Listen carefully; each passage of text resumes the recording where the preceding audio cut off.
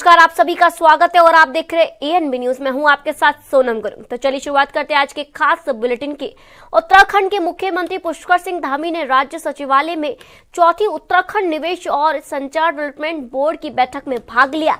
इस बैठक में राज्य में निवेश को बढ़ावा देने और संचार विकास के लिए विभिन्न योजनाओं पर चर्चा की गई। आपको बता दें, मुख्यमंत्री ने बैठक में संचार परियोजनाओं की प्रगति की समीक्षा की और निवेशकों के लिए राज्य में अनुकूल वातावरण बनाने की दिशा में कदम उठाने की भी बात कही।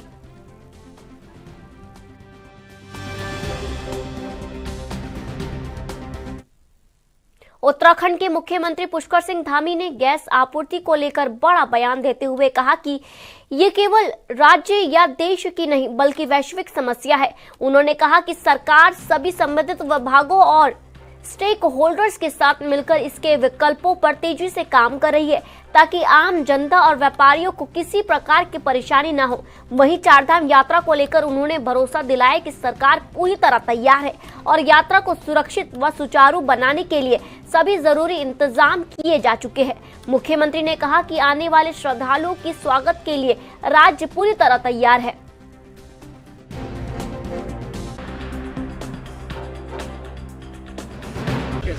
नहीं, गैस की किल्लत देखिए केवल हमारे राज्य की या हमारे देश की नहीं है, ये विश्वव्यापी है। और इस समय में सभी लोगों को मिलजुल कर जो हमारे स्टेक होल्डर्स हैं, हम लोग उसके वैकल्पिक जितने साधन हो सकते हैं, जितने रास्ते हो सकते हैं, उन सभी को अपना रहे हैं, उन सब मार्गों पर चल रहे हैं। चारधाम यात्रा के लिए हम तैयार हैं पूरी तरह से और अच्छी चारधाम यात्रा होगी। आने वाले सभी श्रद्धालुओं का, तीर्थयात्रियों का हम स्वागत करेंगे। आप पश्चिम बंगाल में भी गए। केदारनाथ धाम में इस समय भारी बर्फबारी हो रही है। बर्फ की मोटी परतें धाम और आसपास के क्षेत्रों में बिछ गई है, जिससे ठंडक और बढ़ गई है। इस बर्फबारी के कारण यात्रा पर जाने वाले श्रद्धालुओं को अतिरिक्त सावधानी बरतने की सलाह दी जा रही है। मौसम विभाग के अनुसार बर्फबारी का ये सिलसिला कुछ दिनों तक जारी रह सकता है और इससे यात्रा मार्गों पर असर पड़ सकता है। प्रशासन ने सुरक्षा उपायों को और मजबूत किया है और यात्रियों को मौसम के अनुसार उचित व्यवस्था की दिशा में निर्देश दिए गए हैं।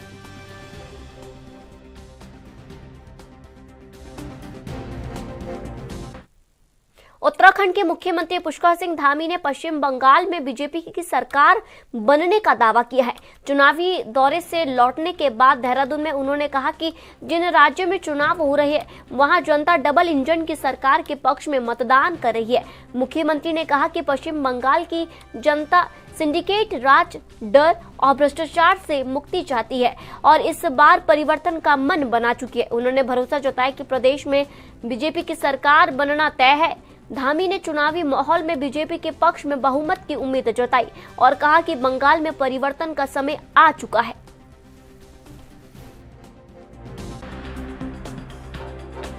बंगाल में लोगों में इस बार पूरी तरह से परिवर्तन की लहर है और लोग वहाँ की सरकार को बदलना चाहते हैं। टीएमसी की सरकार ने वहाँ पर पूरी तरह से एक सिंडिकेट की तरह काम किया है, भय और डर का माहौल पैदा किया है। वहाँ पर लोगों के अंदर घोर निराशा है। लोग वहाँ पर डबल इंजन की सरकार बनाना चाहते हैं। प्रधानमंत्री आदरणीय मोदी जी के नेतृत्व में जिस प्रकार जहाँ भी जिन राज्यों में भी चुनाव हो रहे हैं, डबल इंजन लोग लगा रहे हैं, डबल इंजन की सरकार बन रही है, एनडीए भाजपा की सरकार बन रही है। बंगाल में भी इस बार डबल इंजन की सरकार बनेगी, भारतीय जनता पार्टी की सरकार बनने जा रही है। उत्तराखंड में विकास को लेकर चल रही सियासत के बीच धामी सरकार ने बड़ा फैसला लिया है। मुख्यमंत्री पुष्कर सिंह धामी द्वारा हाल ही में कुछ विधानसभा क्षेत्रों की समीक्षा के बाद विपक्ष ने पक्षपात के आरोप लगाए थे, जिस पर अब बीजेपी ने स्थिति साफ कर दी है। आपको बता दें, पार्टी प्रवक्ता मधुरा दत्त जोशी का कहना है कि सरकार सबका साथ सबका विकास के सिद्धांत पर काम कर रही है और कांग्रेस विधायकों के क्षेत्र में भी समान रूप से विकास कार्य कराए जाएंगे। उन्होंने बताया कि सभी विधानसभा क्षेत्रों को बराबर बजट आवंटित किया गया है और हर विधायक को विकास प्रस्ताव देने का अवसर दिया गया है। साथ ही मुख्यमंत्री जल्द ही विपक्षी विधायकों के क्षेत्रों का दौरा कर जमीनी स्थिति की समीक्षा भी करेंगे। क्या माना जाए कि वो कांग्रेस की विधानसभा इसलिए उसकी समीक्षा नहीं हो रही? नहीं, ये आरोप बिल्कुल बेबुनियाद आरोप है। जितनी भी कांग्रेस की विधानसभाएं हैं, निश्चित रूप से उनमें भी समीक्षा की जाएगी और उनमें अलग से समीक्षा की जाएगी। अभी प्रथम चरण में माननीय मुख्यमंत्री जो हमारी भारतीय जनता पार्टी के विधायक जहां से भी हैं उनकी समीक्षा हो रही है। और निश्चित रूप से समान रूप से हम तो काम करते हैं, सबको समान रूप से बजट भी आवंटित किया गया है। अगर 10-10 करोड़ के प्रस्ताव बनाने की बात भाजपा के विधायकों को दी है तो वो कांग्रेस के विधायकों को भी दी है। और आर्थिक सहायता में भी अगर जितनी आर्थिक सहायता भाजपा के विधायकों की हो रही है विवेका दीदी कोष से, उतनी कांग्रेस के लोगों को भी मिल रही है। और निश्चित रूप से कांग्रेस विधायक जहां जहां जिस विधानसभा क्षेत्र में उनके यहाँ भी समीक्षा बैठक होगी और माननीय मुख्यमंत्री जी शीघ्र ही उन विधानसभाओं की भी समीक्षा। श्री बद्रीनाथ धाम में 23 अप्रैल को कपाट खुलने से पहले तैयारियां तेज कर दी गई है। बद्रीनाथ केदारनाथ मंदिर समिति के मुख्य कार्य अधिकारी विशाल मिश्रा ने धाम पहुंचकर व्यवस्थाओं का स्थानीय निरीक्षण किया और अधिकारियों को 20 अप्रैल तक सभी कार्य गुणवत्ता के साथ पूरा करने के निर्देश दिए। इस दौरान साफ सफाई, रंग रोगन, मंदिरों की साज सज्जा और फूलों से सजावट के कार्य को भी समीक्षा की गई। श्रद्धालु की सुविधा को देखते हुए सीसीटीवी कैमरों को दुरुस्त करने और कतारों में स्क्रीनिंग लगाने के निर्देश भी दिए गए हैं ताकि यात्रा सुचारू और सुरक्षित तरीके से संचालित हो सके। बद्रीनाथ धाम की यात्रा के लिए अब सभी तैयारियां अंतिम चरण में हैं। इसके क्रम में आज मेरे द्वारा बद्रीनाथ धाम का निरीक्षण किया गया है और सीईओ बीकेटीसी के तौर पर मेरा प्रयास है कि जो भी तीर्थयात्री यहाँ आ रहे हैं उनको कोई असुविधा ना हो। क्यू मैनेजमेंट, क्राउड मैनेजमेंट और जो रिपेयर वर्क हैं उन सभी के बारे में चर्चा की गई है यहाँ पर बीकेटीसी के स्टाफ के साथ। और प्रयास ये है कि जो दर्शन है वो आसानी से लोगों को हो जाए, जो निर्माण कार्य और रिपेयर वर्क चल रहे हैं वो समय से पहले हो जाए और कपाट खुलने की जो तिथि नियत है 23 अप्रैल, उसकी तैयारियों के संदर्भ में भी समीक्षा की गई है। और हम लोग इस बार और ज़्यादा प्रयास करेंगे कि लोगों को सही जानकारी मिले। इसके लिए आईईसी और प्रचार प्रसार का भी काम किया जाएगा। कुछ स्क्रीन भी लगाने का प्रपोजल है, संभव हो सकेगा तो उसको भी लगाएंगे ताकि लोगों को एक आध्यात्मिक माहौल की भी एक अनुभूति हो और उनको आवश्यक जानकारी भी दी जा सके। तो हमारा प्रयास। बढ़ते अगली खबर की ओर। उत्तराखंड में चारधाम यात्रा को लेकर तैयारियां तेज हो गई है। राज्य सरकार सड़कों, आवास और सुरक्षा व्यवस्थाओं को बेहतर बनाने में जुटी हुई है। वैश्विक गैस संकट को देखते हुए वैकल्पिक संसाधनों पर भी काम किया जा रहा है। मुख्यमंत्री पुष्कर सिंह धामी ने कहा कि श्रद्धालुओं की सुविधा और सुरक्षा सर्वोच्च प्राथमिकता है और सभी विभाग आपसी समन्वय के साथ कार्य कर रहे हैं। उन्होंने भरोसा दिलाया कि राज्य चारधाम यात्रा के लिए पूरी तरह तैयार है। धामी ने ये भी कहा कि राज्य सरकार पूरी तरह से इस यात्रा के लिए सुरक्षा, सुविधा और व्यवस्थाओं पर ध्यान दे रही है ताकि श्रद्धालु बिना किसी परेशानी की यात्रा कर सके।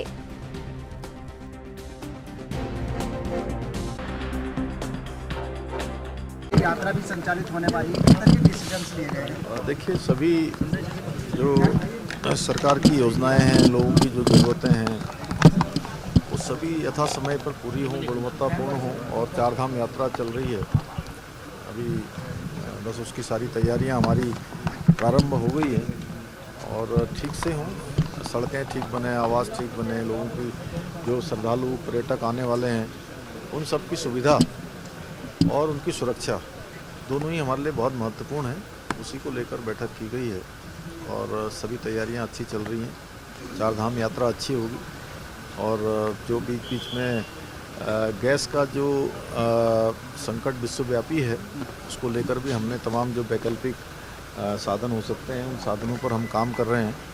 हमारा वन निगम लकड़ी की सप्लाई करेगा, अन्य विभाग जो है जो भी जिस स्तर पर हैं सभी मिलजुल कर करेंगे और चारधाम यात्रा अच्छी। वक्त हो गया छोटे से ब्रेक का।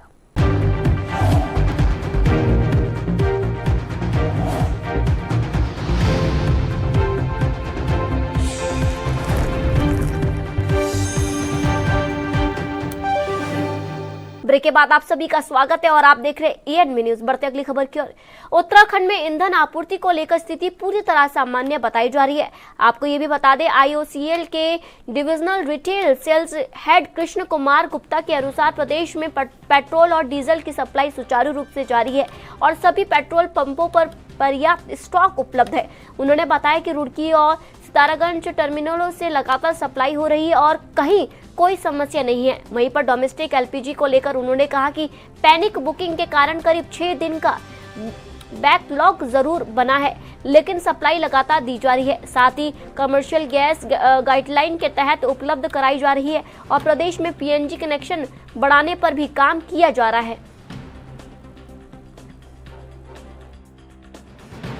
पेट्रोल हो, डीजल हो, गैस हो, क्या स्थिति उत्तराखंड की है अभी और क्या तैयारी आप लोगों की है? देखिए, उत्तराखंड में मैंने पहले भी बताया कि पेट्रोल डीजल की स्थिति तो बिल्कुल सामान्य है। जो उत्तराखंड स्टेट में 950 पेट्रोल पंप है, सभी पे एडिक्वेट स्टॉक अवेलेबल है। जो हमारी टर्मिनल्स हैं, जैसे रुड़की में है, अपना सितारगंज में है, वहाँ भी सफिशिएंट स्टॉक अवेलेबल है। और रुड़की में जैसे पाइपलाइन से प्रोडक्ट आता है, तो पूरा सप्लाई चेन भी पूरी अच्छी तरीके से काम कर रहा है और डीजल पेट्रोल में कोई दिक्कत नहीं है। एलपीजी में बताया, डोमेस्टिक एलपीजी सरकार की प्रायोरिटी है, क्योंकि आम जनता को दिक्कत ना हो, तो डोमेस्टिक में कोई दिक्कत नहीं है। जो नॉर्मल सप्लाई का पूरा जो बैकलॉग क्रिएट हुआ है, पैनिक की वजह से हुआ है, लेकिन वो भी जैसे आज आप लगा रहे हैं तो 6 डेज़ का बैकलॉग 6 डेज़ के बाद मिल जा रहा है।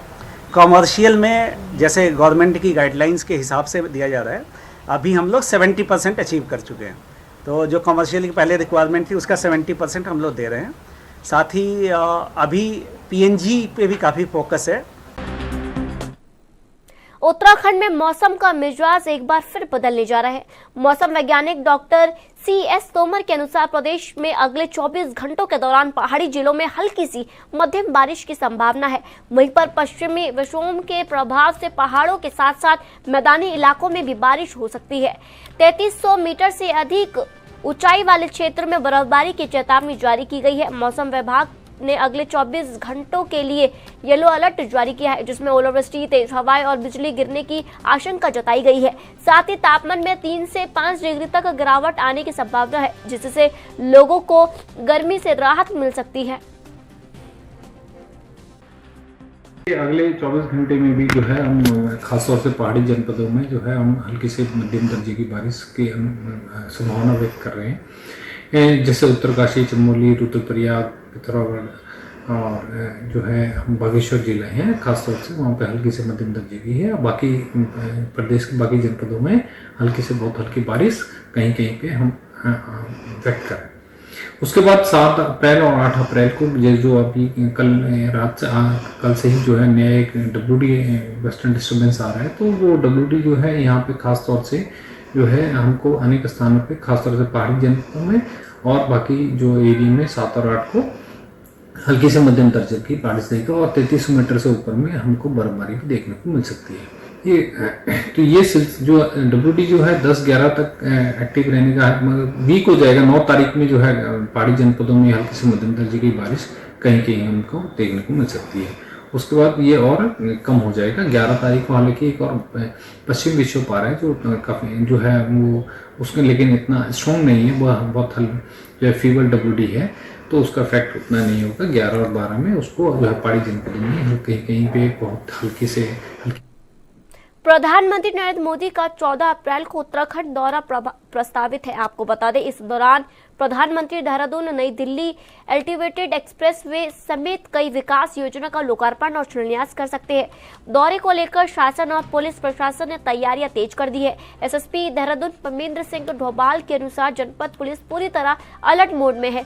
ड्यूटी प्लान तैयार कर लिया गया है और ट्रैफिक प्लान भी फाइल किया जा चुका है। आपको ये भी बता दें, सभी व्यवस्थाओं का चाक चौबंद करने के लिए लगातार काम किया जा रहा है ताकि प्रधानमंत्री के दौरे के दौरान कोई भी परेशानी न हो और यात्रा सुचारू रूप से संपन्न हो सके।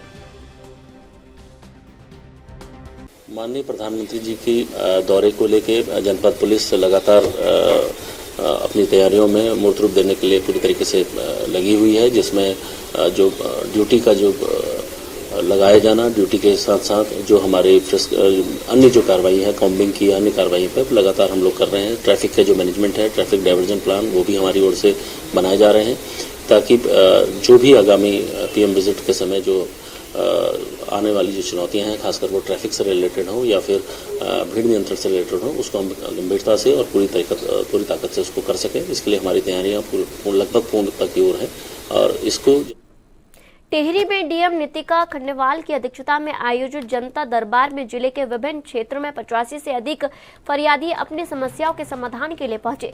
डीएम ने अधिकारियों को इन शिकायतों का प्राथमिकता के आधार पर समाधान करने के निर्देश दिए। उन्होंने कहा कि जिन मामलों में शासन स्तर पर कार्रवाई की जरूरत है उन्हें समयबद्ध तरीके से पूरा किया जाए और शिकायतकर्ताओं को सूचित किया जाए। डीएम ने अधिकारियों से संवेदनशीलता के साथ काम करने की अपील करते हुए कहा कि जनता दरबार में आए लोगों की उम्मीदों पर खरा उतरना सभी की जिम्मेदारी है। साथ ही उन्होंने सीएम हेल्पलाइन और समाधान पोर्टल पर दर्ज शिकायतों के निस्तारण की भी दिशा निर्देश दिए हैं।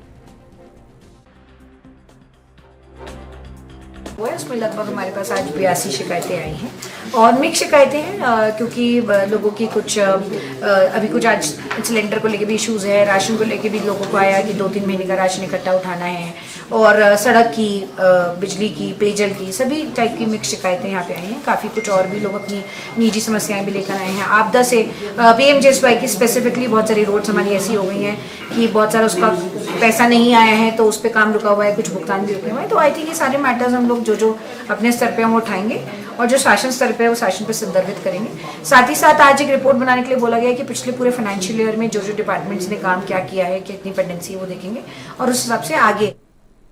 नए शिक्षा सत्र को लेकर जिला प्रशासन अलर्ट मोड पे है। जिलाधिकारी नैनीताल के निर्देश पर हल्द्वानी में बुक सेलर्स की जांच के लिए 3 टीमें गठित की गई है, जिन्होंने कालाडूंगी रोड स्थित कई दुकानों का निरीक्षण किया। इस दौरान अभिभावकों से फीडबैक लिया गया, जिसमें कुछ स्कूलों द्वारा तय दुकानों से किताबें खरीदने के लिए दबाव बनाने की शिकायत सामने आई है। इस पर प्रशासन ने संबंधित स्कूलों को नोटिस जारी करने के निर्देश दिए हैं। साथ ही टीमों ने किताबों की सूची, रेट लिस्ट और NCERT पुस्तकों के सैंपल लेकर जांच शुरू कर दी है। प्रशासन ने दुकानदारों को जरूरी सुविधाएं उपलब्ध कराने के निर्देश दिए और नियमों के उल्लंघन पर सख्त कार्रवाई की चेतावनी भी दी है। स्कूलों में अब एडमिशन का सत्र शुरू हो चुका है।